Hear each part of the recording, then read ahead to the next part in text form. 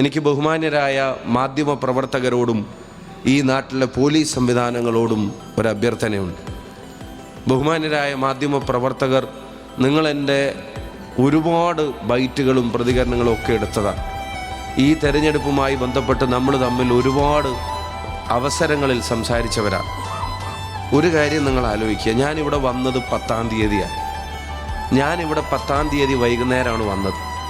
11-ാം തീയതി പകലാണ് എൻ്റെ പേര് വെച്ച് ഉത്തരവാദിത്തപ്പെട്ട DYFIയുടെ ഒരു സംസ്ഥാന കമ്മിറ്റി അംഗം, എൻ്റെ പേരുകാരൻ, എൻ്റെ പേര് വെച്ച് ഷാഫി എന്നൊരു പേരുകാരൻ എന്ന് തുടങ്ങുന്ന ആദ്യത്തെ പ്രതികരണം നവമാധ്യമങ്ങളിലൂടെ നടത്തിയത്. ഞങ്ങൾ 10-ാം തീയതി ഇവിടെ വന്നിട്ട് ഞങ്ങളിവിടെ ദീർഘനേരം സംസാരിച്ചപ്പോൾ നിങ്ങളെല്ലാവരും ഉണ്ടായിരുന്നു. ഞങ്ങളുടെ ആരുടെ വാക്കിലാണ് ഇവിടെ ഒരു വിഭാഗീയതയുടെ സ്വരമുണ്ടായത്? 10-ാം തീയതി ഞാൻ വന്ന് 11-ാം തീയതി തന്നെ ഉത്തരവാദിത്തപ്പെട്ട DYFIയുടെ ഒരു സംസ്ഥാന കമ്മിറ്റി അംഗം, മുൻ സംസ്ഥാന കമ്മിറ്റി അംഗം, ഇപ്പം പാർട്ടിയുടെ ഉത്തരവാദിത്തമുള്ള ഒരാൾ ഷാഫി എന്നൊരു പേരുകാരൻ നിന്ന് തുടങ്ങുന്ന ഒരു നവമാധ്യമ കുറിപ്പ് കുറിച്ചിട്ടു. എന്നെപ്പറ്റി പറയുന്ന പ്രധാനപ്പെട്ട ഒരു പരാതി, ഞാൻ ഈ പ്രചരണങ്ങളെ ഒന്നും തള്ളി പറഞ്ഞില്ല എന്നുള്ളതാണ്. എൻ്റെ മുന്നിലുള്ള മുഴുവൻ മാധ്യമ പ്രവർത്തകരോടും സത്യസന്ധമായി ഞാൻ ചോദിക്കുന്നു, വ്യക്തിഹത്യ തൊട്ട് അവസാനം വന്ന വർഗീയ പ്രചരണം വരെ ഏതെങ്കിലും ഒന്നിനെ ഞാൻ ഡിസോൺ ചെയ്യാത്തതുണ്ടോ? ഞാൻ തള്ളിപ്പറയാത്തതുണ്ടോ?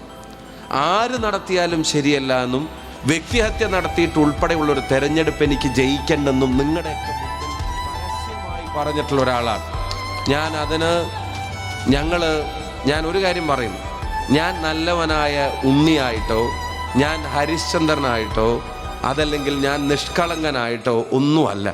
എനിക്ക് ഒരു കാര്യം കളങ്കമില്ലാതെ പറയാൻ പറ്റും, എനിക്ക് വർഗീയത പറഞ്ഞൊരു തെരഞ്ഞെടുപ്പിൽ ജയിക്കുന്നതിനേക്കാളും ഇഷ്ടം 100 തെരഞ്ഞെടുപ്പിൽ തോൽക്കുന്നതാണ് എന്നുള്ളത് ഞാനിവിടെ പറയാൻ ആഗ്രഹിക്കുക. ഞാൻ മതത്തിൻ്റെ പ്ലസ് വേണ്ട. എന്നോട് എല്ലാ മാധ്യമങ്ങളും സഹിച്ചേട്ട ഇൻ്റർവ്യൂവിൽ ചോദിക്കുക, ഇവിടെ മത്സരിക്കാൻ വന്നപ്പോൾ എന്നോട് പരസ്യമായിട്ട് ചോദിക്കുക, ന്യൂനപക്ഷങ്ങൾക്കിടയിൽ അങ്ങനെ തന്നെ ചോദിക്കുക എന്നോട് ചോദ്യങ്ങൾ. നിങ്ങൾ ആ ചോദ്യങ്ങൾ കേട്ട് നോക്കും. ന്യൂനപക്ഷങ്ങൾക്കിടയിൽ ഞാൻ മത്സരിക്കാൻ വന്ന അടുത്ത ദിവസം തൊട്ടുള്ള ചോദ്യം, ഞാൻ അവരോട് പറഞ്ഞ ചോദ്യം, എല്ലാ പക്ഷങ്ങൾക്കുമിടയിൽ എല്ലാവരുടെയും പിന്തുണ, എല്ലാവരുടെയും മതേതര വിശ്വാസികളായിട്ടുള്ള ആളുകളുടെ പിന്തുണ, അതുകൊണ്ട് ഈ തെരഞ്ഞെടുപ്പ് ജയിക്കാൻ കഴിയുമെന്ന് എനിക്ക് വിശ്വാസമുണ്ട്. അതിന് ഞാൻ കാരണമായി പറഞ്ഞത്, എൻ്റെ ആദ്യത്തെ ദിവസത്തെ പ്രതികരണങ്ങൾ തൊട്ട് നിങ്ങളുടെ ഫയലിലുണ്ടാവുമല്ലോ, ഞാൻ ആദ്യത്തെ ദിവസം തൊട്ട് പറഞ്ഞൊരു കാര്യം, ഇവിടെ എന്നോട് ചോദിച്ചു എതിർ സ്ഥാനാർത്ഥിയുടെ ശക്തിയെ സംബന്ധിച്ച് എന്താണ് പറയാനുള്ളത്. ഞാൻ പറഞ്ഞു, ഞാൻ എല്ലാ സ്ഥാനാർത്ഥികളെയും ബഹുമാനത്തോടെ കാണുന്നു. ഇതൊരു രാഷ്ട്രീയ പോരാട്ടമാണ്. എന്നിട്ട് ഒരു വാചകം കൂടെ ഞാൻ പറഞ്ഞു, ഉണ്ടോ ഇല്ലയോ നിങ്ങളൊന്ന് പരിശോധിച്ച് നോക്കുക. ഞാൻ പറഞ്ഞത്, കേരളത്തിലെ ഏറ്റവും പൊളിറ്റിക്കൽ അലേർട്ടായിട്ടുള്ള ഒരു കോൺസ്റ്റിറ്റ്യുവൻസിയുടെ പേര് പറയാൻ പറഞ്ഞാൽ അതിൽ ഒന്നാമത്തെ പേര് ചിലപ്പം വടകര എന്നായിരിക്കുമെന്നുള്ളത് ഞാൻ പറഞ്ഞിട്ടുണ്ട്. ഞാൻ എൻ്റെ വിശ്വാസം രേഖപ്പെടുത്തുന്നത് വടകരയുടെ രാഷ്ട്രീയ ബോധത്തിലാണെന്ന് ഞാൻ പറഞ്ഞിട്ടുണ്ട്. ഈ തെരഞ്ഞെടുപ്പ് കമ്മിറ്റി ഓഫീസിൽ വെച്ച് കൊടുത്തൊരു ഇൻ്റർവ്യൂക്കകത്താണ് ആദ്യം എന്നോട് ചോദിച്ചൊരു ചോദ്യത്തിന് മറുപടിയായിട്ട് പറയുന്നത്, എനിക്ക് മതത്തിൻ്റെ പ്ലസ് അല്ല മതേതരത്വത്തിൻ്റെ പ്ലസ്സാണ് ഈ തെരഞ്ഞെടുപ്പിൽ വേണ്ടത് എന്ന് ഞാൻ പറഞ്ഞു. എന്നിട്ടും തെരഞ്ഞെടുപ്പ് കഴിയുന്നത് വരെ ഞാൻ മതത്തിൻ്റെ പ്ലസ് വേണ്ടാന്ന് പറഞ്ഞില്ല എന്ന് പറഞ്ഞ് ഇവിടുത്തെ ഉത്തരവാദിത്തപ്പെട്ട ആളുകൾ ഫേസ്ബുക്ക് പോസ്റ്റുകൾ ഇട്ടതിനെ ആരാ ഇവിടെ തള്ളി പറഞ്ഞത്? 10-ാം തീയതി വന്ന എന്നെ 11-ാം തീയതി തന്നെ എൻ്റെ പേരിൻ്റെ മതം വെച്ച് ചിത്രീകരിക്കാൻ ഉത്തരവാദിത്തപ്പെട്ട പോസ്റ്റുകൾ ഇട്ടപ്പോൾ തള്ളി പറയാത്ത പരാതി ഞങ്ങളുടെ മേലെ പറയുന്ന ആളുകൾ എന്തേ അത് ശരിയല്ല എന്ന് പറഞ്ഞ സഹിച്ചിട്ട് 23-ാം തീയതിയാണ് അയാൾക്കെതിരെ കേസെടുക്കുന്നത്. കാരണം കുറേ UDFൻ്റെ ആളുകൾക്കെതിരെ അപ്പോൾ കേസെടുക്കുമെന്നുള്ളൊരു പ്രഖ്യാപനം വന്നിട്ട് 11-ാം തീയതി 10-ാം തീയതി വന്ന എന്നെപ്പറ്റി 11-ാം തീയതി ഇത് നടത്തിയിട്ട് 23-ന് ഇന്ന് ജഗന്നാഥ ക്ഷേത്രത്തിൽ പോയ കാര്യമൊക്കെ സഹിച്ചേട്ടൻ പറഞ്ഞുകൊണ്ട് ഞാൻ ആവർത്തിക്കുന്നില്ല. അതിൻ്റെ അടിയിൽ എഴുതിയത് സംഗി ചാപ്പി എന്നാണ്. അങ്ങനെ തന്നെ എഴുതിയത്. ഞാൻ വിഗ്രഹാരാധന നടത്തുന്നതിൻ്റെയും കൂട്ടപ്രാർത്ഥന നടത്തുന്നതിൻ്റെയും വീഡിയോ മുനാഫിക്കോ മുർത്തതോ എന്തോ എനിക്ക് സഹിച്ചേട്ടൻ എന്നെക്കാളും അത് കൃത്യമായിട്ട് അറിയുന്നതുകൊണ്ട് പുള്ളി അതിനെപ്പറ്റി പറഞ്ഞു. ആ പ്രചരണങ്ങൾ നടന്നു. വ്യക്തിഹത്യയുടെ കാര്യത്തിൽ നിങ്ങളുടെ എത്ര ചോദ്യങ്ങൾക്ക് ഞാൻ മറുപടി പറയേണ്ടി വന്നു? എത്ര ചോദ്യങ്ങൾ ഈ മോർഫഡ് വീഡിയോനെ സംബന്ധിച്ചിട്ടുണ്ടായിരുന്നു? ഏതെങ്കിലും തരത്തിൽ പ്രകോപനപരമായിട്ടാണോ ഞങ്ങൾ പ്രതികരിച്ചത്? എന്നിട്ട് അവസാനം ആ വീഡിയോ ഇല്ല എന്ന് ഉത്തരവാദിത്തപ്പെട്ട ആളുകളുടെ നാവിൽ തന്നെ വന്നപ്പോൾ അപ്പോഴും ഞാൻ പറഞ്ഞ പ്രതികരണം സന്തോഷം, ആശ്വാസകരം എന്നുള്ളതാ.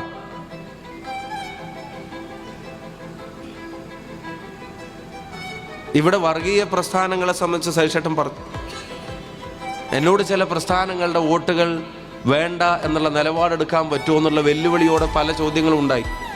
ഞാനത് പരസ്യമായി നിലപാടെടുത്തുകൊണ്ട് തന്നെ പറഞ്ഞു. അത് ആലോചിച്ച് പറഞ്ഞതാണെന്ന് എന്നോട് പിന്നെയും ചോദിച്ചു. ആലോചിച്ച് പറഞ്ഞതാണെന്ന് ഞാൻ പിന്നെയും മറുപടി പറഞ്ഞു. വേറെ എത്ര സ്ഥാനാർത്ഥികൾ വടകരയിൽ അത് പറഞ്ഞിട്ടുണ്ട്? നിങ്ങൾ ആലോചിച്ച് നോക്കി. ഇതെന്തിനാ ഇത്തരം ഒരു കാര്യത്തിലേക്ക് ഈ നാടിനെ കൊണ്ടുപോകുന്നു? തെരഞ്ഞെടുപ്പിൻ്റെ ജയവും തോൽവിഞ്ഞ് അതെല്ലാം കഴിഞ്ഞ് 25-ാം തീയതി വൈകുന്നേരം, ഞാൻ അവസാനിപ്പിക്കാൻ, ഞാൻ ദീർഘമായി പ്രസംഗിക്കുന്നില്ല, ഞാൻ ഇതിനെപ്പറ്റി ഒന്നും ഇനി പറയേണ്ട കാര്യമില്ല. ഞാൻ ഒരു കാര്യം ഞാൻ ഉറച്ച് വിശ്വസിക്കുന്നു, ഞാൻ അടിയുറച്ച് വിശ്വസിക്കുന്നു, ഒരു വർഗീയ ധ്രുവീകരണത്തിനും വടകര നിന്നുകൊടുത്തിട്ടില്ല എന്ന് ജൂൺ 4-ന് ഈ മണ്ണ് ലോകത്തോട് ഉറക്കെ വിളിച്ചു പറയുമെന്നുള്ള കാര്യത്തിൽ ഉറച്ച ആത്മവിശ്വാസത്തോടു കൂടി തന്നെയാണ് ഞാൻ നിൽക്കുന്നത്. ഒരു വർഗീയ ധ്രുവീകരണത്തിനും വടകര ഇതുവരെ നിന്നുകൊടുത്തിട്ടില്ല. ഒരു വർഗീയ ധ്രുവീകരണത്തിനും വടകര നാളെ നിന്നുകൊടുക്കാൻ ഉദ്ദേശിക്കുന്നുമില്ല എന്ന് ഈ സംഘടിതമായ ചാപ്പകുത്തൽ ശ്രമത്തിനെതിരായി മണ്ണ് ഒരേ സ്വരത്തിൽ എഴുന്നേറ്റ് നിന്ന് പറയുമെന്നുള്ള കാര്യത്തിന് എനിക്ക് സംശയത്തിൻ്റെ ഒരു കണിക പോലും ബാക്കിയില്ല.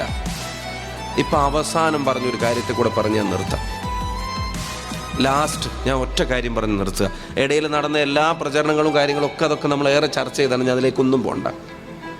ഇവിടെ 6-ാം തീയതി CPM ഒരു പരിപാടി നടത്തിയപ്പോൾ പറഞ്ഞത്, എതിർ സ്ഥാനാർത്ഥിയെ കാഫിറാക്കുന്ന മതഭ്രാന്തിനെതിരെ LDF ഇവിടെ നടത്തുന്ന ഒരു പരിപാടിയായിട്ടാണ് അതിനെ ചിത്രീകരിച്ചത്.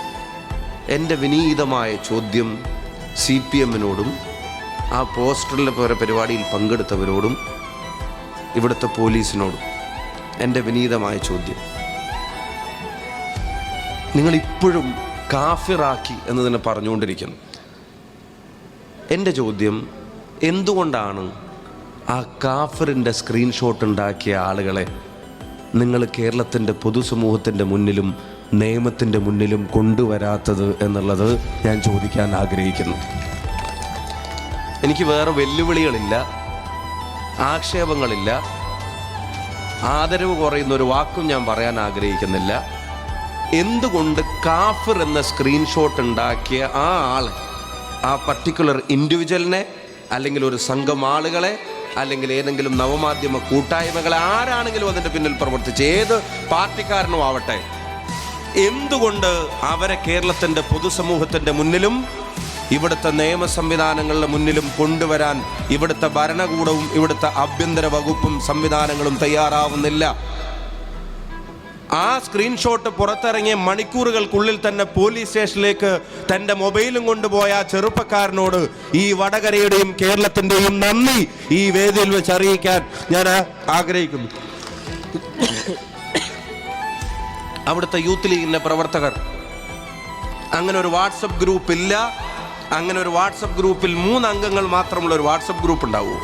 അങ്ങനെ ഒരു വാട്സപ്പ് ഗ്രൂപ്പിൽ അങ്ങനെ ഒരു സന്ദേശം ഉണ്ടെങ്കിൽ കാണിക്കെന്ന് പറഞ്ഞിട്ട്, എൻ്റെ മൊബൈലിൽ അതിൻ്റെ എന്തെങ്കിലും തെളിവുകളുണ്ടെങ്കിൽ നിങ്ങൾ എടുത്തോ എന്ന് പറഞ്ഞിട്ട്, അവിടുത്തെ ലോക്കൽ സ്റ്റേഷനിലും അതുപോലെ തന്നെ ഇവിടുത്തെ SP ഉൾപ്പെടെയുള്ള ആളുകളെയും നേരിട്ട് പോയി കണ്ട ചെറുപ്പക്കാരൻ, ആ ചെറുപ്പക്കാരനോട് കേരളത്തിൻ്റെ പോലീസ് പറഞ്ഞു, നീ നിരപരാധിയാണെന്ന് ഞങ്ങൾക്ക് ബോധ്യപ്പെട്ടിരിക്കുന്നു. അവൻ പറഞ്ഞു, എനിക്കത് രേഖാമൂലം എഴുതി തരണം. അപ്പോൾ പോലീസ് പറയുന്നു, ഇപ്പോൾ എഴുതി തരാൻ ഒരുക്കമല്ല. ഞാൻ ഇവിടുത്തെ ആഭ്യന്തര വകുപ്പ് ഉൾപ്പെടെയുള്ള ആളുകളോട് പറയുന്നു, ആ ഒരു ഇല്ലാത്ത കാര്യത്തെ സംബന്ധിച്ച്, വ്യാജമെന്ന് കേരളത്തിലെ മുഴുവൻ ആളുകൾക്കും ബോധ്യപ്പെട്ട ഒരു കാര്യത്തെ സംബന്ധിച്ച് ഉണ്ടാക്കിയ ഒരു സ്ക്രീൻഷോട്ടിന്റെ പേരിൽ ഈ വടകരയിലെ ജനങ്ങളെ, ഈ കേരളത്തിലെ ജനങ്ങളെ ഭിന്നിപ്പുണ്ടാക്കാൻ ശ്രമിക്കുന്ന പ്രവർത്തനങ്ങളെ തടഞ്ഞു നിർത്താനുള്ള ഉത്തരവാദിത്വം ഇവിടുത്തെ സംവിധാനങ്ങൾക്കില്ലേ? ആ ചെറുപ്പക്കാരൻ പറഞ്ഞല്ലോ, ഞാൻ ചെയ്തിട്ടുണ്ടെങ്കിൽ എന്നെ അറസ്റ്റ് ചെയ്തോ. 25-ാം തീയതി വൈകുന്നേരം വരെ ഇല്ലാത്ത ഒരു ആക്ഷേപം, 25-ന് വൈകുന്നേരം ഞാൻ പാലക്കാട്ടേക്ക് വോട്ട് ചെയ്യാൻ വേണ്ടി ഇവിടുന്ന് വണ്ടി കയറിയതിന് ശേഷം പുറത്ത് വന്നിട്ട്, ഞാൻ ഇവിടുന്ന് പോകുമ്പോൾ തന്നെ ആ ചെറുപ്പക്കാരൻ അതിനെതിരെ രംഗത്ത് വന്നിട്ട് ഇവിടുത്തെ UDFന്റെ നേതാക്കന്മാർ പത്രസമ്മേളനം നടത്തിയിട്ട് തൊട്ടടുത്ത ദിവസം ഞാൻ വോട്ട് ചെയ്ത് തിരിച്ചിവിടെ വന്ന ശേഷം ഞാനും പത്രസമ്മേളനം നടത്തിയിട്ട് അത് വ്യാജമാണെന്ന് എല്ലാവരും അറിഞ്ഞ ശേഷവും ബഹുമാനപ്പെട്ട എതിർ സ്ഥാനാർത്ഥി എന്തിന് ആ തെരഞ്ഞെടുപ്പ് ദിവസം വന്നിട്ട് കാഫിർ എന്ന് വിളിച്ചിട്ട് പ്രചരണം എനിക്കെതിരെ നടത്തിയിട്ട് എത്ര നിഷ്കളങ്കമായിട്ടാണ് മതേതരത്വം പറയുന്നതെന്ന് എന്തിനാണ് ഒരു ബൈറ്റിൽ പറയുന്നത്? അപ്പം അത് വ്യാജമല്ലേ എന്ന് ആ ഒരു പൊതുപത്രസമ്മേളനത്തിൽ അങ്ങനെ ഒരു ആരോപണം ഉണ്ടെന്ന് പറഞ്ഞപ്പോൾ അങ്ങനെയാണെങ്കിൽ അത് അവർ തെളിയിക്കട്ടെ എന്നാണ് പറയുന്നത്. ഞാനല്ല കേരളത്തിൻ്റെ ആഭ്യന്തര വകുപ്പ് മന്ത്രി, ആ ആഭ്യന്തര വകുപ്പ് മന്ത്രിയുടെ പേര് പിണറായി വിജയൻ എന്നാണ് എന്നുള്ളതെങ്കിലും ചുരുങ്ങിയ പക്ഷം ഈ നാട്ടിലെ ജനങ്ങൾക്കറിയാലോ. പോലീസ് വിചാരിച്ചാൽ തെളിയിക്കാൻ പറ്റൂലേ? ഇനി ഞാനൊരു കാര്യം ചോദിച്ചോട്ടെ, ഇപ്പം ഇത്രയും ദിവസമായല്ലോ, അത് ആ ചെറുപ്പക്കാരൻ ഉണ്ടാക്കിയതാണെന്ന് 0.01% കേരളത്തിലെ പോലീസ് വിശ്വസിച്ചിരുന്നെങ്കിൽ അയാൾക്കെതിരെ എപ്പോൾ കേസെടുത്തിട്ടുണ്ടാവും, എപ്പോൾ അയാളെ ഉള്ളിൽ തള്ളിയിട്ടുണ്ടാവും? 0.01% ആ മുഹമ്മദ് കാസിം എന്ന് പറയുന്ന ഒരു ചെറുപ്പക്കാരനാണ് അതുണ്ടാക്കിയത് എന്ന് കേരളത്തിലെ പോലീസിൽ ആരെങ്കിലും വിശ്വസിക്കുന്നുണ്ടെങ്കിൽ നിങ്ങൾ അയാൾക്കെതിരെ ഇതിനകം തന്നെ കേസെടുത്തിട്ടുണ്ടാവുമായിരുന്നില്ലേ? ഇപ്പം ഞാൻ ഈ പ്രസംഗിക്കുന്നത് വരെയും നിങ്ങൾ കേസെടുത്തിട്ടില്ല എന്ന് മാത്രമല്ല, നിങ്ങൾ അയാളുടെ സ്റ്റേഷനിൽ വിളിച്ചു വരുത്തിയിട്ട് നിങ്ങൾ റഫ് എഴുതിയ റിപ്പോർട്ട് നിങ്ങൾ കാണിച്ചു കൊടുത്തു, അയാളുടെ കയ്യിൽ കൊടുക്കുന്നില്ല. അയാൾക്കെതിരെ തെളിവില്ലെന്നും അയാൾ അത് ഉണ്ടാക്കിയെന്ന് സ്ഥാപിക്കാൻ കഴിയില്ലെന്നും പറഞ്ഞിട്ട് പിന്നെ എന്തിനാണ് ഇല്ലാത്തൊരു കാര്യം പൊക്കിപ്പിടിച്ചിട്ട് എന്നെ ആക്ഷേപിക്കുന്നതിനകത്ത് എനിക്ക് പരാതിയില്ല. കാരണം എന്നെ ആ ചാപ്പ നിങ്ങൾ കുത്താൻ ശ്രമിച്ചാലും അതെൻ്റെ മേലെ വീഴില്ല എന്നുള്ളതിൻ്റെ വിശ്വാസം എനിക്കുണ്ട്. കാരണം ഞാൻ ഉറച്ചു പറയുന്നു, ഞാൻ വർഗീയത പറഞ്ഞ് ഇതുവരെ ഒരു തെരഞ്ഞെടുപ്പിൽ ജയിച്ചിട്ടില്ല, വർഗീയത പറഞ്ഞ് ഈ തെരഞ്ഞെടുപ്പിൽ ജയിക്കാൻ ഉദ്ദേശിച്ചിട്ടില്ല. നാളെയും എൻ്റെ രാഷ്ട്രീയം വർഗീയ രാഷ്ട്രീയമായിരിക്കില്ല എന്നുള്ളത് കൃത്യമായ ബോധ്യം എന്നെ സംബന്ധിച്ചിടത്തോളം ഉണ്ട്. പക്ഷേ ഈ നാടിനെ നിങ്ങൾ സമാധാനം കെടുത്തുന്നത് എന്തിനാണ്? ഈ കാഫിർ പ്രയോഗം വ്യാജമാണെന്ന് നിങ്ങൾക്കും അറിഞ്ഞൂടെ? ആ സ്ക്രീൻഷോട്ട് അത് വ്യാജമാണെന്ന് നിങ്ങൾക്ക് എല്ലാവർക്കും അറിഞ്ഞൂടെ? ബഹുമാന്യരായ മാധ്യമ പ്രവർത്തകരോട് ഞാൻ ചോദിക്കുന്നു, നിങ്ങൾക്കും എല്ലാവർക്കും ബോധ്യമുള്ളതല്ലേ അത് വ്യാജമാണെന്ന്? പിന്നെ അത് പറഞ്ഞിട്ട് LDFനെ പോലൊരു സംവിധാനം, CPMനെ പോലൊരു പാർട്ടി ആ പ്രയോഗം പറഞ്ഞിട്ട് തന്നെ ഒരു പരിപാടി വീണ്ടും ഈ കഴിഞ്ഞ 6-ാം തീയതി വടകരയിൽ നടത്തുന്നതിൻ്റെ ഉദ്ദേശം എന്താണ് എന്നുള്ളത് അത് ഈ നാട്ടിലെ ജനങ്ങൾ ചിന്തിച്ചാൽ മാത്രം പോരാ. ഞാൻ CPIMൻ്റെ പ്രവർത്തകരാരെങ്കിലും എൻ്റെ പ്രസംഗം കേൾക്കുമെങ്കിൽ നിങ്ങൾ നിങ്ങളുടെ നേതാക്കന്മാരോട് ഒരു ചോദ്യം നിങ്ങൾ ചോദിക്കുക. ആ കാഫിർ പ്രയോഗം വ്യാജമായ സ്ക്രീൻഷോട്ടാണെന്ന് അറിഞ്ഞിട്ടും അത് പറഞ്ഞിട്ട് അത് പോസ്റ്ററിൽ വെച്ചിട്ട് പിന്നെ എന്തിനാണ് CPIM പോലൊരു പാർട്ടി ഇവിടെ ഇങ്ങനെ ഒരു പരിപാടി നടത്തിയതെന്ന് ഒരിക്കലെങ്കിലും നിങ്ങളുടെ നേതാക്കന്മാരോട് നിങ്ങൾ ചോദിക്കണം. എന്നിട്ട് അവരോട് നിങ്ങൾ പറയണം, നരേന്ദ്രമോദിയുടെ പ്രസംഗത്തിന്റെ മലയാളം പരിഭാഷയായി കേരളത്തിലെ CPM മാറരുത് എന്ന് നിങ്ങളുടെ നേതാക്കന്മാരോട് നിങ്ങൾ പറയണം. ഇന്ത്യയുടെ ക്രിക്കറ്റ് ടീമിനെ തെരഞ്ഞെടുത്താൽ കോൺഗ്രസ് വന്നാൽ അതിൽ ജാതിയും മതവും നോക്കി ആളെ എടുക്കും എന്നൊരു രാജ്യത്തിൻ്റെ പ്രധാനമന്ത്രി ഈ നാട്ടിലെ ജനങ്ങളോട് പറയുന്ന ഒരു ദുരവസ്ഥയിൽ നിന്ന് മോചനമുണ്ടാവാൻ ഈ രാജ്യത്തെ ജനാധിപത്യ മതേതര വിശ്വാസികൾ ആഗ്രഹിക്കുന്ന ഒരു കാലത്ത് ആ പ്രസംഗങ്ങളുടെ മലയാളം പരിഭാഷ ഇവിടുത്തെ CPM നേതാക്കന്മാരുടെ നാവിൽ നിന്ന് എന്തിനു വന്നു എന്ന് ഒരാത്മാർത്ഥതയുള്ള സഖാവെങ്കിലും ആ പാർട്ടിക്കകത്തൊരു ചോദ്യം ചോദിക്കാൻ ഉണ്ടാവട്ടെ എന്ന് ഞാൻ ആഗ്രഹിച്ചു പോവുകയാണ്. ഞാൻ ആവർത്തിച്ച് പറയുന്നു, അടുത്തത് എൻ്റെ ചോദ്യം പോലീസിനോടാണ്. ഞങ്ങൾ എത്ര പരാതി നിങ്ങൾക്ക് തന്നു? ആ ചെറുപ്പക്കാരൻ നേരിട്ട് വന്ന് നിങ്ങൾക്ക് പരാതി തന്നു, അയാളുടെ മൊബൈൽ അയാൾ നേരിട്ട് വന്ന് നിങ്ങളെ ഏൽപ്പിച്ചു. അവിടുത്തെ യൂത്ത് ലീഗ് കമ്മിറ്റി നിങ്ങൾക്ക് പരാതി തന്നു. ഇവിടുത്തെ UDYF നേരിട്ട് അവിടെ നിങ്ങളുടെ ഓഫീസിലേക്ക് മാർച്ച് നടത്തിയിട്ട് പറഞ്ഞു, ഞങ്ങളൊരു കല്ലും എറിഞ്ഞിട്ടില്ല, ബാരിക്കേഡും തള്ളിയിട്ടില്ല, ഒരാളെയും പരിക്കേൽപ്പിച്ചിട്ടില്ല. അവരോട് നിങ്ങളോട് പറഞ്ഞു അതുണ്ടാക്കിയവർ ആരാണെന്ന് നിങ്ങൾ പുറത്തുവിടണം. അടുത്തത് ഞങ്ങളുടെ UDFൻ്റെ നേതാക്കന്മാർ, DCCയുടെ പ്രസിഡന്റ് ഉൾപ്പെടെയുള്ള നേതാക്കന്മാർ നിങ്ങളെ വന്ന് കണ്ടു പറഞ്ഞു. അവർ പറഞ്ഞു ഞങ്ങൾക്കൊരു പൊളിറ്റിക്കൽ വെപ്പൺ തെരഞ്ഞിട്ടല്ല, പക്ഷെ ഇതിവിടെ അവസാനിപ്പിക്കണം. ഈ ഒരു ഫേക്ക് സ്ക്രീൻഷോട്ടിൻ്റെ പേരിൽ നാട്ടിലെ ജനങ്ങളെ ഭിന്നിപ്പിക്കാൻ നടത്തുന്ന ശ്രമങ്ങൾ ഇവിടെ അവസാനിപ്പിക്കണം. നിങ്ങൾ തുറന്ന് പറയണം, അത് ഫേക്ക് ആണെങ്കിൽ അത് പറയണം, അത് ഉണ്ടാക്കിയത് ആരാണെന്ന് നിങ്ങൾ അന്വേഷിക്കണം. ആ ചെറുപ്പക്കാരനല്ലെന്ന് നിങ്ങൾക്ക് ബോധ്യപ്പെട്ടു എന്ന് നിങ്ങൾ ഞങ്ങളോട് പറയുന്നു, പക്ഷേ ഇത് ജനം അറിയണ്ടേ? ഇവിടുത്തെ പോലീസ് സംവിധാനങ്ങൾക്ക് ഉത്തരവാദിത്വമില്ലേ? ഒരു നാടിൻ്റെ സമാധാനം കെടുത്തുന്ന തരത്തിലുള്ള വർഗീയ പ്രചരണങ്ങൾ നവമാധ്യമങ്ങളിലൂടെയും അല്ലാതെ നേരിട്ടും ഒരു രാഷ്ട്രീയ പ്രസ്ഥാനം, ഉത്തരവാദിത്തപ്പെട്ട പാർട്ടി എന്ന് വിശ്വസിക്കപ്പെട്ടിരുന്ന ഒരു രാഷ്ട്രീയ പ്രസ്ഥാനം ഈ വേദിയിൽ വന്ന് അതേ വാക്കുപയോഗിച്ച് പിന്നെയും ജനങ്ങളെ ഭിന്നിപ്പിക്കുമ്പോൾ പോലീസ് എന്തിനാ കാഴ്ചക്കാരായി നോക്കി നിൽക്കുന്നത്? ഞാൻ കേരളത്തിൻ്റെ മുഖ്യമന്ത്രിയോടും പറയുന്നു, നിങ്ങളാണല്ലോ ഈ നാടിൻ്റെ ആഭ്യന്തര വകുപ്പ് മന്ത്രി. AK ബാലൻ പറഞ്ഞത് സാങ്കേതിക സംവിധാനങ്ങൾ ലോകത്തെവിടെയിരുന്നും നാട് ഭരിക്കാൻ കഴിയുമെന്ന് ഗോവിന്ദ മാഷും പറഞ്ഞ ആ സംവിധാനങ്ങളിൽ ഏതെങ്കിലും ഒന്ന് ഉപയോഗിച്ചിട്ട് കോഴിക്കോട്ടെ SP വിളിച്ചിട്ട് അത് വ്യാജമാണെങ്കിൽ ഞങ്ങളോട് പറയണ്ട, പുറത്തും പറയണ്ട, നിങ്ങളുടെ പാർട്ടിക്കാരോടെങ്കിലും പറയണം. ആ വ്യാജമായ സ്ക്രീൻഷോട്ടിൻ്റെ പുറത്ത് നാട്ടിലെ ജനങ്ങളെ ഭിന്നിപ്പിക്കാനുള്ള പരിപാടികൾ അവസാനിപ്പിക്കണമെന്നൊരു വാക്ക് കേരളത്തിൻ്റെ ആഭ്യന്തര വകുപ്പ് മന്ത്രി കൂടിയായ മുഖ്യമന്ത്രി ഒന്ന് പറയട്ടെ. അതെങ്കിലും ചുരുങ്ങിയത് വേണ്ടേ? ലീസ്റ്റ് മിനിമം അതെങ്കിലും വേണ്ടേ? എന്തൊക്കെ പ്രചരണങ്ങളാണ് നിങ്ങൾ ആരൊക്കെ കൂട്ടുപിടിച്ചിട്ടാണ് നടത്തി?